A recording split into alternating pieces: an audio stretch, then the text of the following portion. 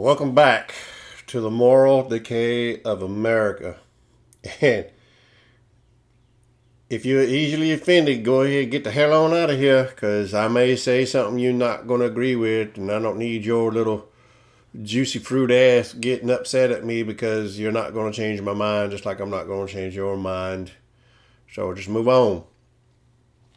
But here's another example of the great state of Washington out there on the West Coast demonstrating how ignorant they're allowing their citizens to become. I did a video sometime earlier in the year showing that Washington State now doesn't even ask its high school students to pass a minimal knowledge test to graduate high school to show that they could do minimal math, can comprehend and read and write English, and on down the line. They're no longer requiring that. But this one takes it to the next level. Check this out here on the Fox News Network here.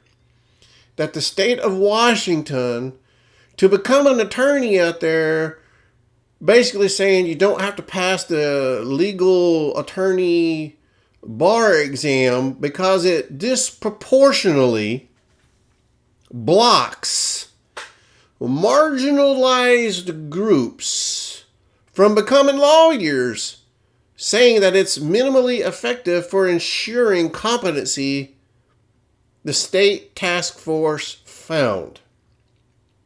Now, I don't know about you, but in my experience, to become said certified professional, there's always been some kind of exam showing that you have these minimal skills with minimal knowledge and minimal experience. Now the state of Washington task force is saying,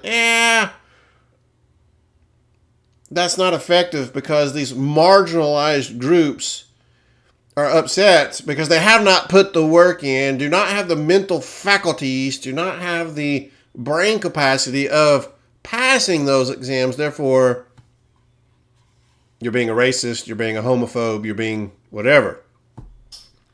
So I took the liberty of trying to figure out what the fuck is a marginalized group. And a simple Yahoo search gives me this definition. I'm going to read this to you. This is another thing that I find very comical. Marginalized groups include women, people with disabilities, people of color, alphabet folks, indigenous peoples, people of a lower social economic status, and so on. These groups have been historically disempowered and oppressed by influential and discriminatory groups. If that definition doesn't confuse you, I don't know what will. However, what I think I'm interpreting there is, once again, they're trying to blame the white man for alphabet folks, all women, that baffles my brain, indigenous peoples, which means peoples could include the men because they're indigenous, and people of lower social economic status, and so on. So basically you're saying a white man is the reason why you can't pass an exam, preventing you from becoming your life dream of an attorney. But if you don't know the law, how can you practice it? I mean, holy cow. Would you want your doctor to not pass their boards to show that they've spent 8 years in medical school and that they actually know how to practice medicine? They know something about the human body, the human anatomy, and how to treat and prevent illnesses and on down the line? Or are you just willing to say, hey, you're a doctor, kind of, but you're not really, but you want to be called a doctor and you want to make the money of a doctor, just like these goobers want to make the money of an attorney, but they don't want to put the work in. So you scroll down here and it literally says it right there. It's minimally effective from creating and ensuring competent lawyers. I guess they're okay with incompetent lawyers, but I don't understand that. In addition, here's where I was telling you. In addition to the racism and classism written into the test itself, the time and financial cost of the test reinforce historical inequities in our profession. There's racism in taking an exam. There's classism of taking an exam. How do you come to that conclusion? I get the same piece of paper that Dingling over there is getting, who hasn't done the work, hasn't put in the hours to study and process the materials for their own knowledge and showing their competencies, but yet the test is racist. I got the same exact questions as that cat over there. How's the damn test racist? I don't get it. And then the last thing that's in this article that just baffles me, the goal here was to improve trust in the legal profession, reducing barriers to entry into the legal field and advance the cause of diversity, equity, and inclusion, according to the Bar Task Force.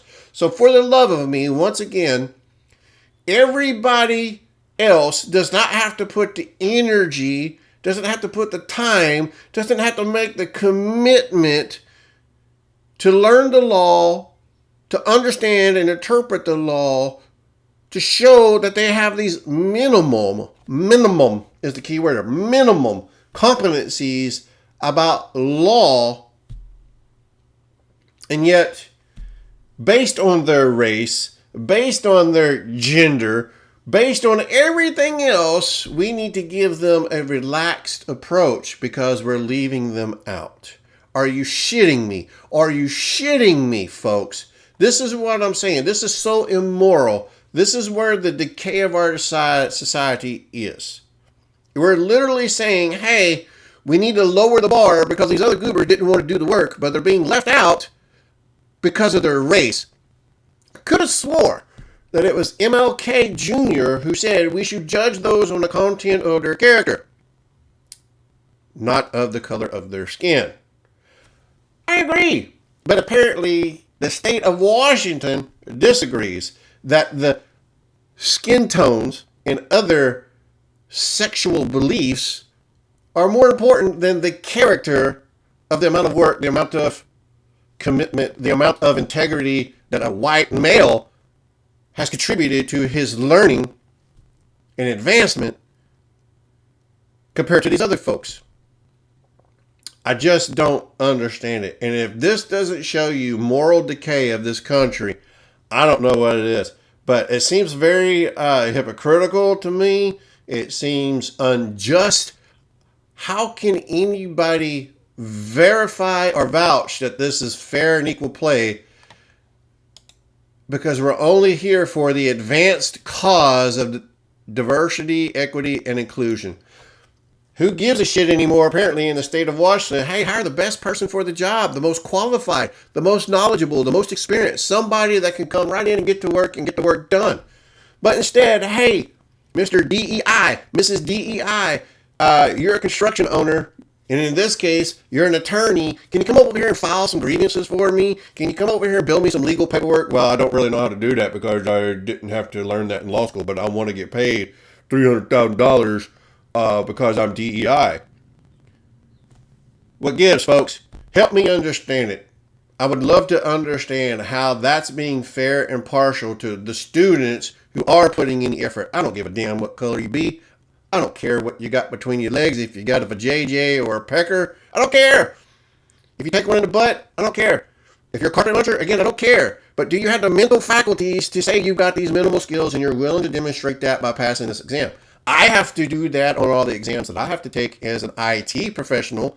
I do not see major IT exams pardoning me for not knowing how to fix things minimal to be advanced in the cause of DEI. It's not there. It's not an option for me. But a law school can do it now in the great state of Washington. All of the law schools. We lower the bar, we lower the bar, we lower the bar. I just don't understand it. We lower the standards so that we could be DEI, and we wonder why the outcome sucks. Maybe y'all should rethink that. Thanks for stopping by. Stay safe out there.